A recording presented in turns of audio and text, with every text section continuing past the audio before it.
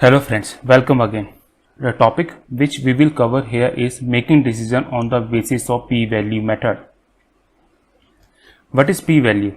It is the probability of accepting a null hypothesis or more aptly fail to reject the null hypothesis. Also we can say that it measures the strength of evidence in support of a null hypothesis. Now let's understand p-value concept graphically. From the normal distribution graph, it is clear that more observation value lie around the mean and very less observation value lie at the extreme end of a curve on both sides. Now there is an observed value, or we can say calculated test statistics at the extreme end of the curve. So the area under the curve on the right hand side of the observed value is p-value. Here a p-value indicates that observed value or test statistics are as extreme as possible till null hypothesis is true. Also simply we can understand it in this way. If observed value or test statistics are at extreme end, that means p-value is less, which is a reason of very less observation. Therefore there is very less probability of accepting null hypothesis or fail to reject null hypothesis. Now suppose observed value or test statistics is near to the mean. So it means it is a region of more observation value, which indicates p-value is large. Therefore there is a high probability of accepting null hypothesis or more aptly fail to reject null hypothesis. Now we can conclude that higher p-value means high probability of accepting null hypothesis or fail to reject it, and low p-value means low probability of accepting null hypothesis or fail to reject null hypothesis.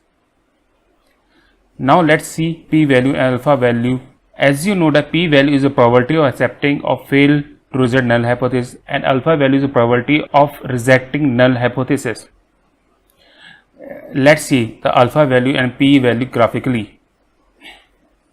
This red region is alpha value, where null hypothesis is rejected if test statistics fall under this region, and which is given by a researcher, and blue one is calculated p-value, which is the area under the curve or probability of test statistics on the right hand side.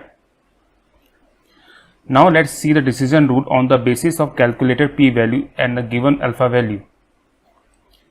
If p-value is greater than alpha value, then we fail to reject null hypothesis. If p-value is less than alpha value, then we reject null hypothesis.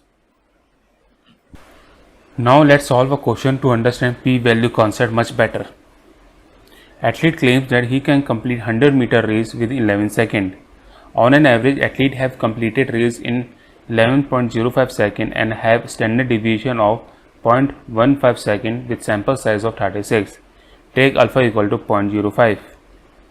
So given information is, the first one is sampling distribution mean, which is equal to the hypothesized mean, that is 11 seconds, and sample mean is 11.05 seconds, and sample size is 36. Then standard error is population standard deviation divided by square root of sample size. So 0.15 divided by square root of 36 is equal to 0.025 seconds. Now let's formulate hypothesis. Null hypothesis is the time taken to complete race within 11 seconds, and alternate hypothesis is time is greater than 11 seconds. Since alternate hypothesis has greater than sign, so it is upper tail test with rejection region in right hand side. So this is the graphical representation of data which is given to us with rejection region in right hand side having 5% of normal distribution. Now let's calculate the p-value. To calculate it, we will use standardized normal variable formula, that is sample mean minus hypothesized mean divided by standard error, and here sample mean is 11.05 second and mean is 11 second, standard error is 0.025 second, and after putting values in the equation we got g equal to 2. Now we will see the probability in g table when g is equal to 2. Now seeing the row where g equal to 2. Now seeing the column where g is equal to 0.0. So this is the probability at the intersection of row and column, which is 97.75%. So the p-value is 1 minus 0.09775, that is 0.023. So in this graph you can see the region of p value, and since p value is 0.023 less than alpha value, which is 0.05, therefore we reject the null hypothesis.